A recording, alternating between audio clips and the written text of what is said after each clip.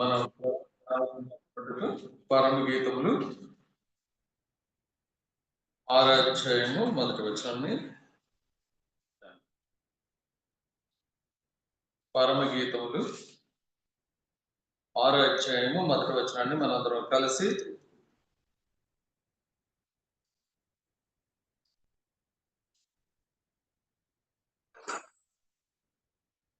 పరమగీతములు 6వ అధ్యాయం మొదటి వచనాన్ని అందరం కలిసి చదువుతున్నాం.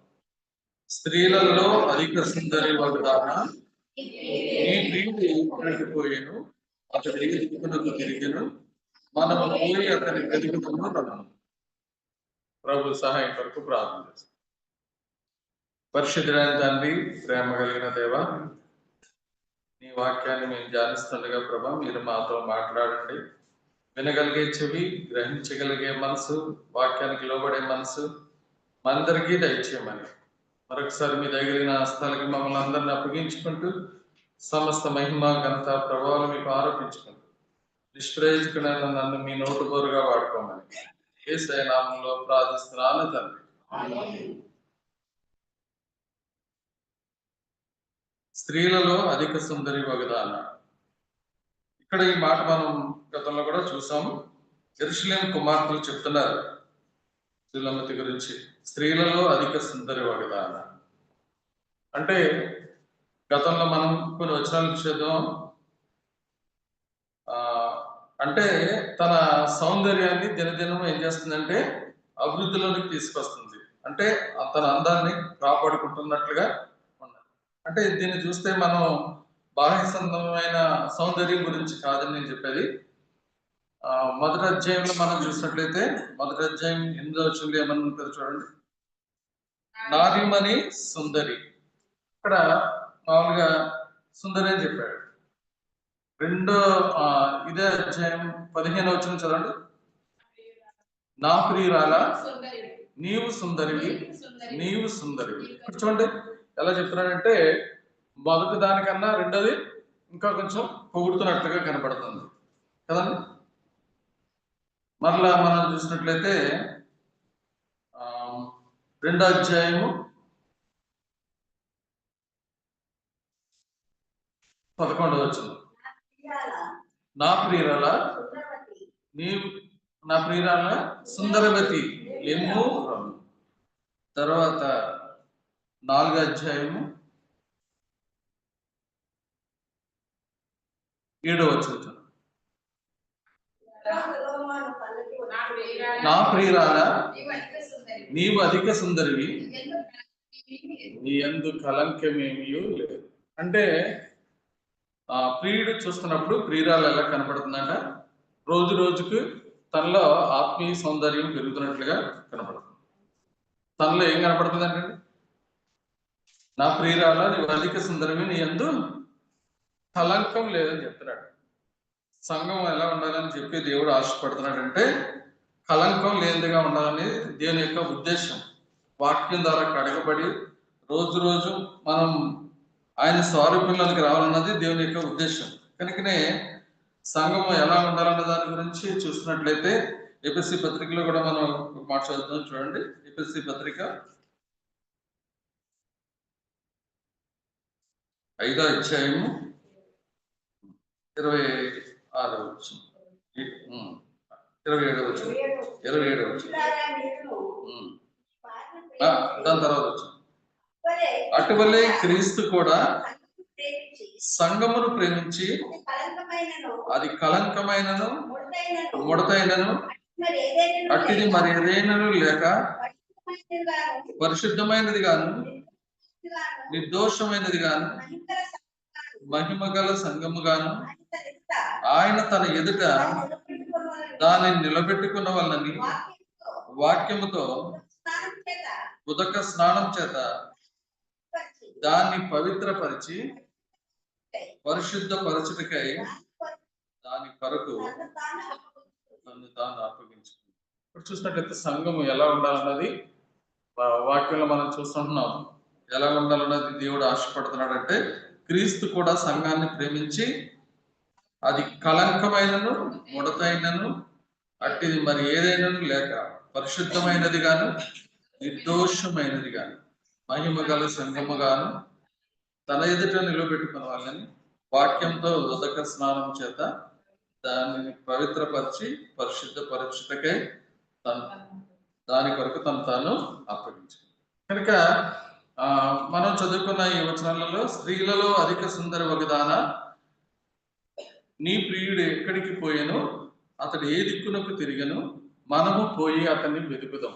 అంటే ఆ ప్రియుడిలో ఉన్న ప్రియురాల్లో ఉన్న విషయాలు ప్రియుడు చూస్తున్నాడు, ప్రియుడిలో ఉన్న విశేషాలు ప్రియురాలు చూస్తుంది. కనుకనే ఇప్పుడు యెరూషలేము కుమార్తెలు చెప్తున్న మాటలు మనము పోయి అతన్ని వెతుకుదాము అంటే వీళ్ళు కూడా ఏమనుకున్నారు, నీ ప్రియుడిలో ఉన్న మంచి లక్షణాలు మేము కూడా చూసి తెలుసుకోవాలని ఆశపడుతున్నాం, మేము కూడా వస్తాము అని చెప్పేసి అంటున్నారు. అంటే మనలో దేవుని యొక్క సుగుణాలు ఇతరులు చూస్తే వాళ్ళు కూడా దేవుని వెతికేవారుగా ఉంటారు. ఎందుకు వెతికేవారుగా ఉంటారంటే దేవుని వాక్యాలు మనం చూస్తుంటాం. 105వ కీర్తనలో చూడండి, 105వ కీర్తనలో మాట రాయబడి ఉంది, 3వ వచనం. ఆయన పరిశుద్ధ నామం బట్టి అతిశయించుడి, యెహోవాను వెదుకువారు హృదయమందు సంతోషించుదురు. దేవుని వెతికే వాళ్ళకి ఎప్పుడు కూడా ఏం ఇస్తాడంటే దేవుడు సంతోషాన్ని ఇస్తూ ఉంటాడు. దేవుని వాక్యాన్ని ఎప్పుడైతే మనం హృదయపూర్వకంగా వెతుకుతూ దాన్ని లో ఉన్న ఆనందాన్ని సంతోషాన్ని అనుభవిస్తామో, మనం అనుభవిస్తున్నప్పుడు మనం మందిరానికి వెళ్ళి వీళ్ళు చక్కగా ఉన్నారు, వీళ్ళు సంతోషంగా ఉన్నారు అని చెప్పి ఇతరులు చూస్తారు. వాళ్ళు కూడా ఏమనిపిస్తుంది అంటే అసలు మనం కూడా వెళ్దాం, మన పరిస్థితులు కూడా ఎలా ఉంటాయో అటుకి వెళ్తే ఆ దేవుడు మన పట్ల కూడా ఏమైనా మేలు చేస్తాడేమో అని చెప్పేసి మనల్ని బట్టి వాళ్ళు దేవుని వెతికేవారుగా ఉండాలి. కనుక యెరూషలేము కుమార్తెలు ఏం చేస్తారంటే సులమితిని చూసి వాళ్ళు కూడా మేము కూడా నీ ప్రియుడిని వెతుకుతామని చెప్పేసి అంటున్నారు. ఎందుకు వెతుకుతామంటున్నారు? యెహోవాను వెతుకువారు హృదయమందు సంతోషం. కనుక దేవుని వెతికే వాళ్ళకి దేవుడు ఎప్పుడు కూడా సంతోషాన్ని ఇస్తూ ఉంటాడు. ఎందుకంటే వాక్యంతో మన కష్టాల్లో శ్రమల్లో కూడా అది ఏం చేస్తుందని మనల్ని ఆదరిస్తూ ఉంటది కదండి. ఒక దైవజనుడికి వ్యాధి వచ్చినప్పుడు చాలా బాధపడుతున్న సమయంలో ఒక దైవజనుడు ఉత్తరం రాస్తే ఏం రాశాడంట, 119వ కీర్తనల 50వ వచనంలో ఉంటది, నీ వాక్యము నన్ను బ్రతికించి ఉన్నది, నా బాధలో ఇదే నాకు నెమ్మది. అంటే దేవుని వాక్యాన్ని ధ్యానించే వాళ్ళు, దేవుని వాక్యాన్ని ప్రేమించే వాళ్ళు ఆ కష్ట సమయంలో ఏం చేస్తారంటే ఆ వాక్యం ద్వారా నెమ్మదిని అనుభవిస్తూ ఉంటారు.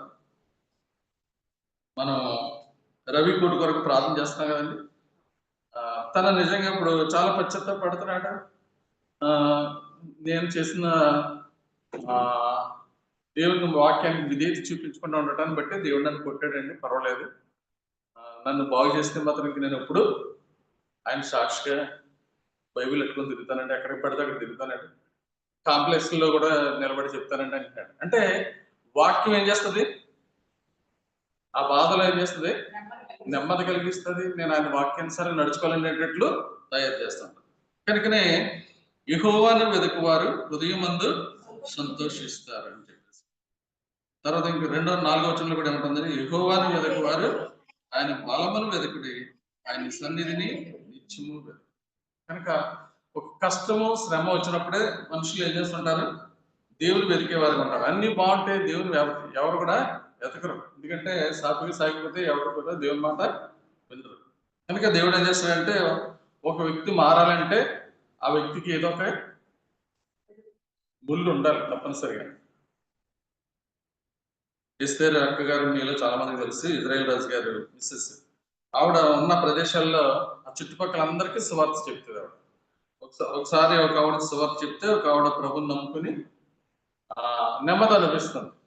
నెమ్మది అనిపిస్తుంటే వాళ్ళ భర్త, నువ్వు వెళ్తే వెళ్ళే, నేను మాత్రం రాను, ఎందుకంటే మా వాళ్ళు ఊరుకోరు, మా వాళ్ళందరూ నన్ను తప్పుగా చూస్తారు, నేను రానని చెప్పేసి తను నిలబడినాడు. కానీ ఆయన వచ్చేవాడు కాదనమాట ఇప్పుడు. అయితే చాలా కాలం, ఇంచుమించు ఒక 6 సంవత్సరాలు అంత అవుతుంది, ఆయన కొరకు అలా ప్రార్థన చేస్తూ ఉన్నాం. ఆయనకి మొన్న 3 స్టంట్లు పడ్డాయండి. 3 స్టంట్లు పడితే ఎవరు చెప్పకుండా ఆయనే బైబిల్ ఎట్టుకుని మందిరానికి వెళ్ళిపోతారు.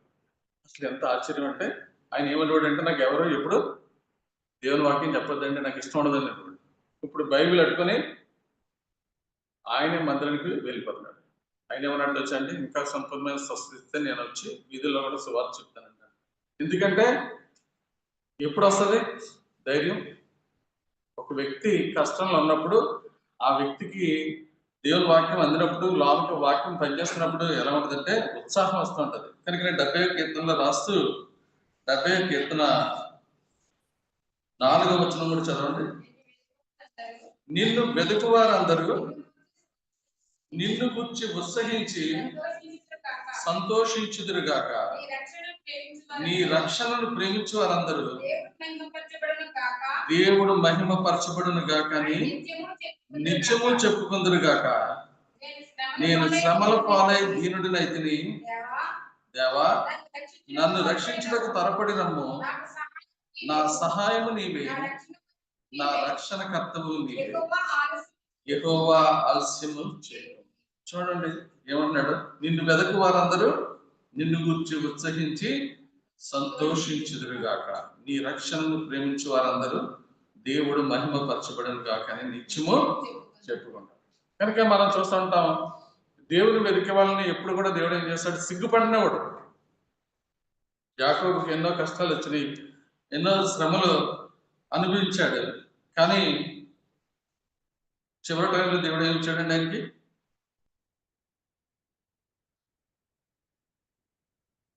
ఒక కీర్తనలో రాస్తాడు, 69వ కీర్తన అంతా చూడండి. 69వ కీర్తన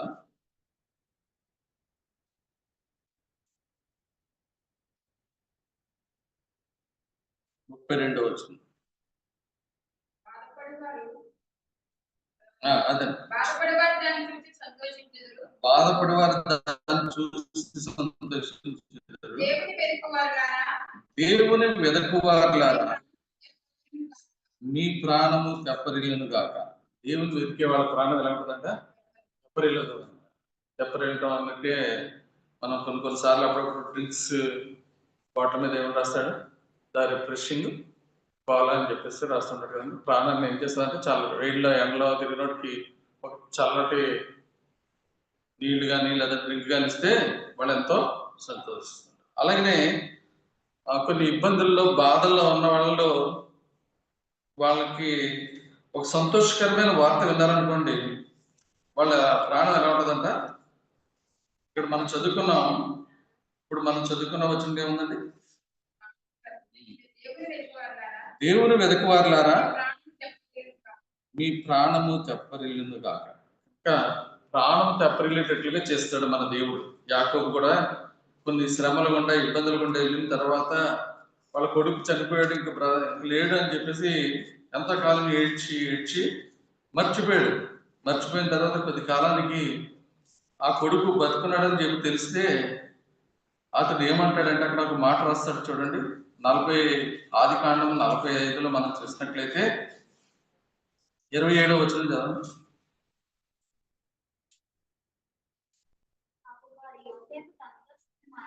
అప్పుడు వారు యోసేపు తమతో చెప్పిన మాటలన్నిటినీ అతనితో చెప్పి, అతడు తను ఎక్కించుకొని పోవుటకు యోసేపు పంపిన బండ్లను చూచినప్పుడు వారి తండ్రి అయిన యాకోబు ప్రాణము తెప్పరిల్లెను.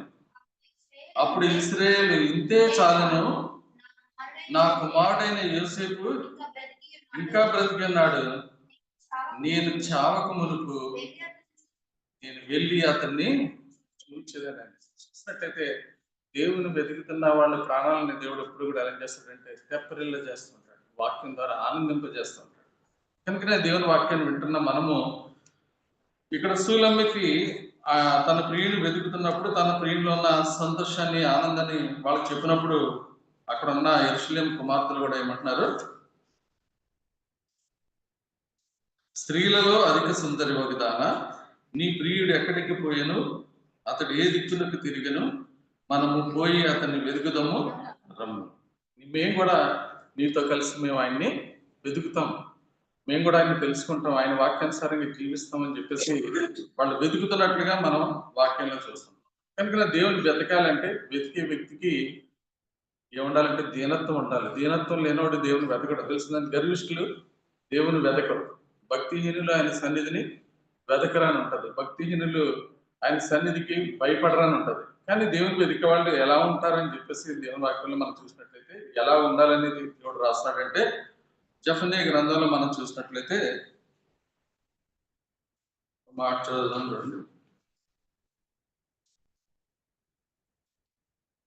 జెఫన్యా గ్రంథం కదండి, ఇర్మియా గ్రంథం చూడండి. ఇర్మియా గ్రంథము 29వ అధ్యాయము 13-14 వచనాలు. మీరు నన్ను వెతికిన ఎడల పూర్ణ మనసుతో నన్ను గూర్చి విచారణ చేయునడల మీరు నన్ను కనుగొందురు. నన్ను నేను మీకు కనుపరుచుకుందును. ఇదే యెహోవా వాక్కు. నేను మిమ్మల్ని చెరలో నుండి రప్పించదును. నేను మిమ్మల్ని చెరపట్టి ఏ జనులలోనికి ఏ స్థలంలోనికి మిమ్మల్ని తోలివేస్తానో ఆ జనులందరిలో నుండి ఆ స్థలములన్నిటిలో నుండి మిమ్మల్ని సమకూర్చి రప్పించడం. కనుక ఆయన ఏం చేస్తాడంట, ఎక్కడికైతే మనం చదవగొట్టాడో అందులోంచి మళ్ళీ మనల్ని ఏం చేస్తాడంట, సమకూర్చి రప్పించే దేవుడు. కనుక ఇక్కడ మనం చూస్తున్నాం ఏమని చెప్తున్నాడు, మీరు నన్ను వెతికిన ఎడల పూర్ణ మనసుతో నన్ను గురించి విచారణ చేసి నన్ను కనుగొంటారు. కనుకనే దేవుని కనుగొనాలంటే మనం ఏం చేయాలంటే ఆయన్ని వెతకాలి. పాత నిబంధన కాలంలో మనం చూస్తుంటాం, మోషే అక్కడ ఏం చేస్తాడంటే చూడండి, ఒక మాట చదువుదాం. పాలెం వెలుపల ఏమేశాడు, అక్కడ ప్రత్యక్ష గుడారం వేసినట్టుగా చూస్తుంటాం.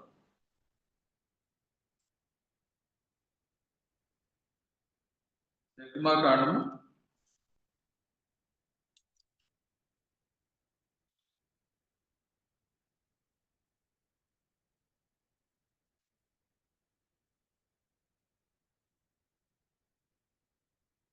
7వ వచనం చూడండి. నిర్గమాకాండము 33. అంతటా మోషే గుడారం తీసి పాలెము వెలుపులకు వెళ్ళి పాలెములకు దూరంగా దాన్ని వేసి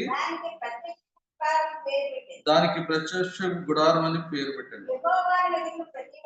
యెహోవాను వెతికిన ప్రతివాడును పాలెములకు వెలుపులున్న ఆ ప్రత్యక్ష గుడారమునకు వెలుచూ వచ్చింది. మోషే ఆ గుడారంలోకి వెళ్ళినప్పుడు ప్రజలందరూ లేచి ప్రతివాడును తన గుడారపు ద్వారమందు నిలిచి అతడు ఆ గుడారంలోనికి పోవు వరకు అతని వెనుక తట్టు నిదానించి చూచుండెను. మోషే ఆ గుడారంలోనికి పోయినప్పుడు మేఘస్తంభము దిగి ఆ గుడారపు ద్వారమందు నిలువగా యెహోవా మోషేతో మాట్లాడుచుండెను. ప్రజలందరూ ఆ మేఘస్తంభం ఆ గుడార ద్వారమున చూచి లేచి ప్రతివాడును నమస్కారం చేయించుండేది. మనుషుడు తన స్నేహితులతో మాట్లాడినట్లు యెహోవా మోషేతో ముఖాముఖిగా మాట్లాడుచుండెను. తరువాత అతడు పాలెంలోకి తిరిగి వచ్చుచుండెను. అతని పరిచారకుడును నూను కుమారుడైన యెహోషువ యవనస్తుడు గుడారంలో నుండి వెలుపులకు రాలేదు. ఇవన్నీ ఎందుకు చదివిస్తున్నానంటే, ఈ పాలెంలో ఏముంటది, శరీరాశ, నేత్రాశ, జీవడంబం, బయట ఇవన్నీ ఉంటాయి. కానీ ప్రత్యక్ష గుడారంలోకి వెళ్తే దేవుణ్ణి మాత్రమే మనం చూస్తూ ఉంటాం. దేవుణ్ణి మాత్రమే చూసేవాళ్ళు ఎలా ఉంటారంటే ఆయన వెతుకుతారు. ఆయన వెతికినప్పుడు వాళ్ళ హృదయంలో ఏముంటుందంటే సంతోషం ఉంటుంది. వెతికే వాళ్ళు ఎప్పుడు కూడా ఎలా ఉంటారంటే హృదయంలో వాక్యం తప్ప ఇంకోటి ఏదో ఉండదు. కనుకనే యెహోవాను వెతుకువారు హృదయమందు సంతోషిస్తారు. ఈ మాటలు మన బైబిల్ గ్రంథంలో చాలా చోట్ల భక్తులు వాళ్ళ అనుభవంలో రాస్తూ వచ్చినవి మనం చూస్తాం.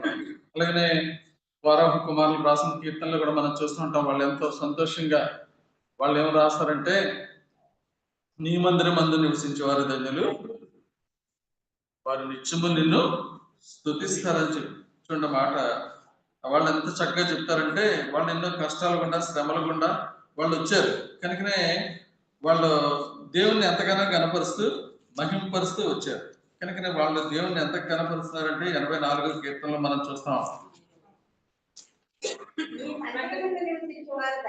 నీ మందిరమందు నివసించు వారు ధన్యులు, వారు నిత్యము నిన్ను స్తుతించెదరు. నీ వలన బలమునందు మనుషులు ధన్యులు, యాత్ర చేయ మార్గముల వారికి. వీళ్ళు రాసే మాటలన్నీ కూడా ఎంత ఎలా ఉంటాయంటే హృదయంలో చచ్చిన మాటలు మాట్లాడండి. 10వ వచనం చూడండి. నీ ఆవరణములో ఒక దినము గడుపుట 1000 దినముల కంటే శ్రేష్టము, భక్తిహీనుల గుడారంలో నివసించుట కంటే నా దేవుని మందిర ద్వారం వద్ద నుండుట నాకు. ఇక్కడ మనం ఎలా ఉంటామండి? మనం అంత పెదవులతోటే ఉంటాం కదండి. మీ మందిరం మంది నివసించే ధన్యులు ఇవన్నీ ఉంటాయి, ఉండాలని ఉంటది. కానీ పొద్దున్న లేచేటికి అన్ని బాధ్యతలు భారాలు వచ్చేసి ఏం చేస్తుంటాం, లేగలేని పరిస్థితిలో ఉంటాం కదండి. ఇవాళ అందరూ కూడా పెద్ద అట్టకి వచ్చారు. ఎవరు కూడా 10 మంది వచ్చిన వాళ్ళు 1 లక్ష్మీ గారు, వెంకటలక్ష్మి గారు వచ్చారు. కానీ వాళ్ళు అందరూ పెద్ద అట్టిన తర్వాత వచ్చారు కదా. మనం ఎలా ఉంటామంటే ఏదైనా ట్రైన్ ఎక్కేటప్పుడు ఎప్పుడు కూడా లేట్కి వెళ్తామండి. ట్రైన్కి లేట్కి వెళ్దాం, పిల్లలకి పరీక్ష రాస్తున్నప్పుడు వెళ్తామండి లేట్గా, ఎప్పుడు లేట్గా వెళ్తాం. కానీ మందిరంలోకి ఎలా వస్తాం? ఎప్పుడు లేట్గానే వస్తాం. కనుకనే మనము ఈ కోరహ కుమారులు ఎలాంటి పరిస్థితుల్లో ఈ కీర్తన రాశారంటే, వాళ్ళ కాళ్ళ ముందు వాళ్ళ తల్లిదండ్రులు భూమి నెరవేర్చి వాళ్ళని మింగేస్తున్నప్పుడు వీళ్ళ కళ్ళారా చూశారు, దేవుడు చూసిన కార్యాలు చూశారు. అర్థమైందండి? ఇక్కడ మనం చదువుకున్న ఇది ఎవరి కీర్తన ఉందండి? కోరహు కుమారుల కీర్తన. మరి కోరహు సంబంధాలు అందరూ చనిపోయారని చెప్పి వాక్యంలో ఉంటుంది కదండి. అంటే కోరహుతో కలిసిన వాళ్ళందరూ కూడా చనిపోయారు. కానీ కోరహు కుమారులు మా తండ్రి దేవుని వాక్యానికి భయపడిన వ్యక్తిగా జీవించలేదు, మోషేని ఎదిరించాడు. కనుక మనం అలాంటి రత్నంతో మనం ఏకీభవించకూడదని చెప్పి వాళ్ళు ఏకీభవించారు. దాతాను అభిరాము వాళ్ళ పిల్లలందరూ కూడా ఏకీభవించారు. వాళ్ళు ఏకీభవించడాన్ని బట్టి వాళ్ళందరూ కూడా చనిపోయారు. కానీ వీళ్ళు చనిపోలేదు. కనుక దేవుడు వీళ్ళని కాపాడాడు. కనుక వీళ్ళు కీర్తనలు రాస్తున్నారు. కనుక వీళ్ళు ఏం చెప్తున్నారు? దేవుడు ఎలాంటాడో చెప్తున్నాడు, ఆయన ఏం చేస్తాడో చెప్తున్నాడు. చూడండి, ఈ వచనం చూసినట్లయితే 11వ వచనం ఏమంటున్నారు వాళ్ళు? దేవుడైన యెహోవా సూర్యుడును కేడెమునై ఉన్నాడు, యెహోవా కృపయు ఘనతయు అనుగ్రహించేవాడు, యథార్థముగా ప్రవర్తించే వారికి ఆయన ఏ మేలు చేయక మానడు. కనుక ఇక్కడ వీళ్ళు చెప్తున్నారు దేవుడు ఎలాంటి వాడు, దేవుడు ఎవరని చెప్పేసి అడుగుతున్నారు, ప్రశ్న వేసుకుంటున్నారు వాళ్ళే. చూడండి ఏమంటున్నారు, దేవుడు ఎవరని చెప్పేసి ప్రశ్న వేసుకుంటే దానికి ఏం సమాధానం చెప్తున్నారు వాళ్ళ? దేవుడైన యెహోవా సూర్యుడును కేడెమునై ఉన్నాడు. దేవుడు ఏమిస్తాడు అని చెప్పేసి అనుకుంటూ దేవుడు ఏమిస్తాడని చెప్తున్నాడు? యెహోవా కృపయు ఘనతయు అనుగ్రహించేవాడని చెప్తున్నాడు. ఎవరికి ఇస్తాడు దేవుడు అని చెప్తే వాళ్ళు అంటున్నారు, యథార్థంగా ప్రవర్తించే వాళ్ళకి ఆయన ఏ మేలు చేయమన్నాడు. కనుక మనం సూలంబతి చూసినట్లయితే సూలంబతి ఎలాగ ప్రేమిస్తుందో హృదయపూర్వకంగా ఆ ప్రియుని వెతుకుతుంటే వీళ్ళు కూడా చూసి యెరూషలేము కుమార్తెలు ఏమంటున్నారు? మనము పోయి అతన్ని వెతుకుదాము. అంటే వాళ్ళు కూడా దేవుని వెతకాలని ఆశపడుతున్నారు. కనుకనే మనం ఆరాధించే దేవుణ్ణి ఇతరులు చూసి మనలో చూసి వాళ్ళు దేవుని దగ్గరికి రావాలి. ఇది 1 కొరింథీ పత్రికలో ఈ విషయాలు పౌలు గారు మనకు అర్థమయ్యేటట్లుగా కొన్ని మాటలు రాస్తున్నారు. చూడండి, 14వ అధ్యాయంలో మనం చూసినట్లయితే 1 కొరింథీ పత్రిక 11వ అధ్యాయము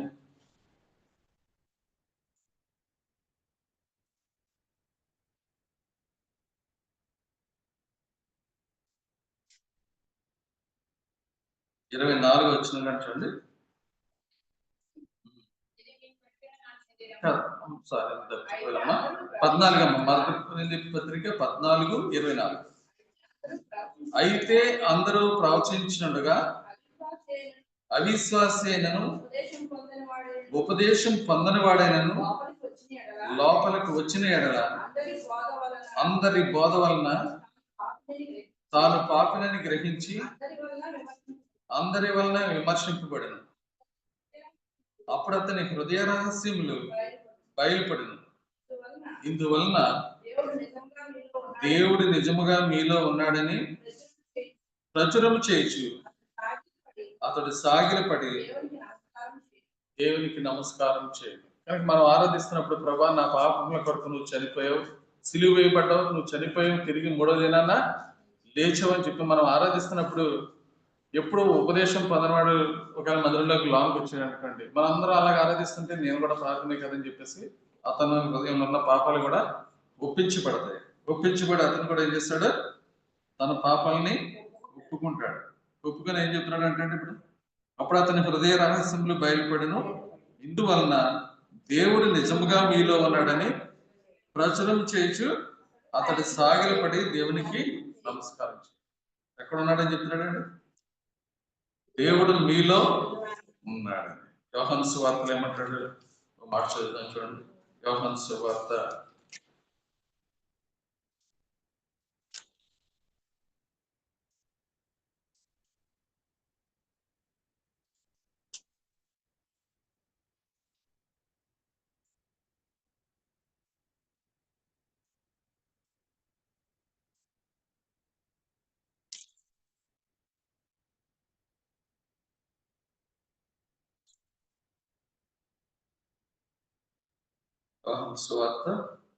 14వ అధ్యాయం 17వ వచనం చదవండి.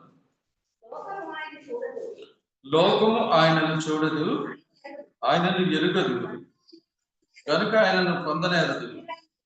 మీరు ఆయనను ఎరుగుదురు, ఆయన మీతో కూడా నివసించును, మీలో ఉండును. చూడండి, ఆయన మీతో కూడా నివసించును, ఆయన మీలో ఉండును. కనుక దేవుని వాక్యం ఎవరిలో ఉంటుందో వాళ్ళని ఇతరులు చూడగలుగుతూ ఉంటారు.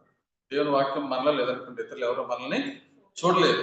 కనుక ఇప్పుడు సూలమితిలో ఉన్న ప్రియుని యెరూషలేము కుమార్తెలు చూసి, నీ ప్రియుడు ఏదికి పోయాడో మేము కూడా వెతుకుతాం, మేము కూడా వస్తామని చెప్పేసి మరి వాళ్ళు ఆరాధిస్తున్నట్లుగా, వెళ్దామని చూస్తున్నట్లుగా మనం ఉండాలని చెప్పి దేవుని యొక్క వాక్యము మనకి తెలియజేస్తుంది. కనుక ఇప్పుడు 1 కొరింథీ పత్రికలో ఎప్పుడు ఉపదేశం పొందిన వాడు లోపలికి వచ్చినప్పుడు ఏం చేస్తున్నాడు? నిజముగా దేవుడు ఉన్నాడు అని చెప్పేసి. కనుక మనలో ఉన్న దేవుడు దేవుని ఇతరులు చూసేటట్లుగా మనం ఆరాధించడానికి పరిశుద్ధాత్మ దేవుడు సహాయం చేయండి.